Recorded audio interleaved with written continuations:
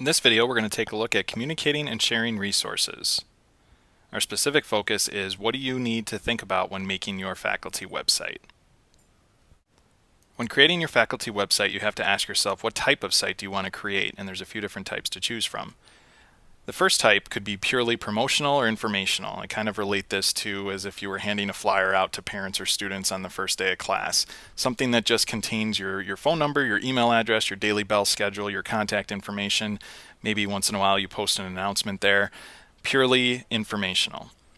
The second type of site you could create would be a resource site. This would contain your basic information like I just mentioned, but this would also have resources or links to resources, maybe to your notes, to presentations that you gave in class, to videos or links that you want students to pursue outside of class time.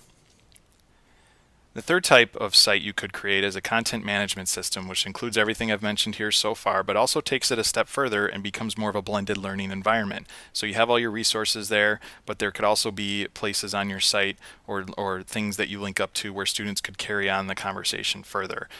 Maybe a discussion board or a discussion forum where students come and post their thoughts and ideas about what was talked about in class. Let's take a look at some example sites just to get a better idea of these. So here's a sample teacher site. We're looking at this as if this was just the basic requirements of what should be here.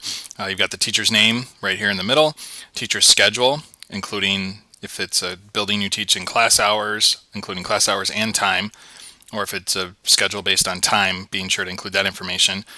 When you fill out your schedule, please do put your prep and your lunch. Not only is the audience for who might look at this your parents and your students, but also other people in the district that need to find out when is a good time to contact you. Over here is the navigation on the left side. You start with some default pages. Homepage is one of them that we're looking at. There's an About Me page where you can put some information about yourself. Announcements is here as a feature. That'll be explored later if you choose to use that feature. And there will be a homework page. We are asking that all teachers do put homework for all the classes you teach, if you teach more than one class, on this homework page. And some of the videos later and the directions later will cover strategies for doing that. We really want to make sure that parents and students can get to that homework information right when they get here in maybe 1 or 2 clicks. So having that right there will be key. Under that is another box where you can put specific links to things that you might use. Contact info is the bottom part of this left sidebar where your picture, your email address, your phone number will all go as well. So if we were to stop here, this is kind of an example of that first model, that promotional, informational, just putting the basics out here of contact information and linking out to other resources. Let's look at another example. Here's a high school science teacher. She has a bell schedule listed as well. She also has in the bell schedule the pages linked up to specific pages for those classes where she has resources, maybe copies of notes, slides, and so on.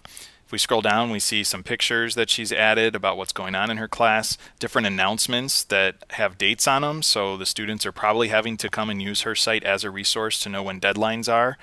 Looks like she's got 2 classes she teaches. Let's take a look at the physical science page.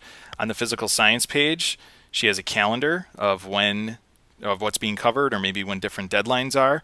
It also says here are the links to our classroom blog, so the students are actively participating in discussions by posting blog posts.